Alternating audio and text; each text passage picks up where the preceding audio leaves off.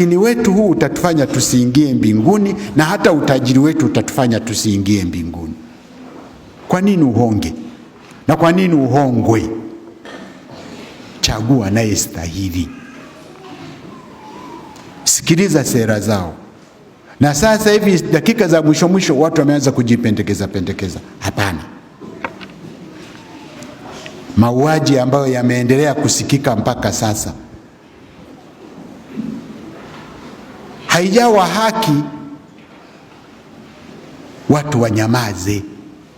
Kama mauaji yanatendeka, si yanatendeka. Hatusemi wewe ndio unayatenda, lakini si yanatendeka. Kwani kuna kigugumizi kusema ni kweli yanatendeka? Sasa huyu anayesema yasitendeke, unakuwaje mbovu? Roho wa Bwana hata ruhusu hiyo.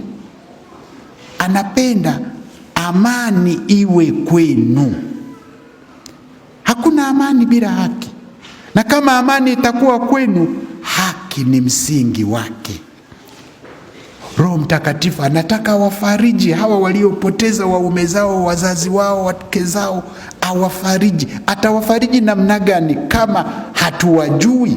Hatujui mfumo wao wa kuuana. Na kwa nini yanatokea mara kwa mara? Wauaji wa albino walipatikana kwa urahisi sana.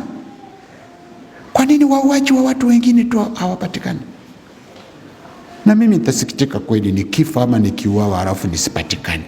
Kwanza kaburi langu linajulikana, limo mle kanisani Msoma mjini. Sasa libaki tupu tu liendelee kuitwa kaburi la Msonganzira ambaye haonekani. Lakini kwa nini nisipatikane? Albino tuliwapata. Walimu waliofanya fujo za kila namna na kudanganya na nini walipatikana, wakaachishwa na kazi. Wahujumu waliwahi kupatikana wengi tu wakati wa Sokoine. Sasa leo wauaji wasipatikane, kuna shida gani? Roho Mtakatifu atuangaze tuwe wa kweli na tusiogope kusema. Ulimi kazi yake ni kuchuja kitamu na kichungu. Ulimi kinapochuja hiki kiulimi, pokea huo mchujo. Pokea. Ulimi unachuja ili uone utamu uko wapi na ubaya uko wapi. Uache ubaya. Na ubaya unaua. Ndio maana ukinywa sumu asidi utakufa, kwa sababu kazi ya ulimi umeichafua wewe mwenyewe. Mtu atakwambia acha, usinywe asidi. Nitakunywa tu. Utakufa. Na serikali inakwambia ukinywa asidi ukafa, itakushtaki kwa kosa la kujiua. Na kama hukufa, itakushtaki kwa kosa la kuthubutu kujiua. Sasa kama inakushtaki kwa kosa la kujiua na kosa la kuthubutu kujiua, hawa wengine mbona hawapatikani tukawashtaki kwa kosa la kuua?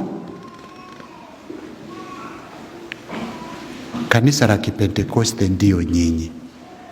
Mnaishi na hawa watu kwa karibu zaidi pengine kuliko mimi.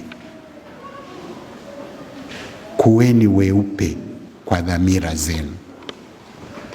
Kuweni waaminifu katika majukumu yenu kama walei. Na Pentekoste ni siku yenu. Tunawatuma. Mnaenda na ndimi za kuchuja, mnaenda na ndimi zenye moto, zitoe kutu katika mioyo yetu, zitoe sumu katika ndimi zetu, ziwe kweli zinazotafuta amani ya kweli. Bebeni upendo, unyenyekevu, uvumilivu, msamaha, ukweli. Chukieni dhambi. Kuweni watu wa uhuru wa Kristo. Kuweni watu ambao wako tayari kwa kweli hata kuumia kwa ajili ya haki na ukweli. Kuumia pia kwa ajili ya amani na upendo. Roho Mtakatifu ndani ya kanisa ni uwepo wa upendo. Basi tuuchukue upendo huo, na upendo unasambaa vizuri sana kwa kila mmoja. Ndio maana hawa kutoka Pergi, sijui kutoka wapi.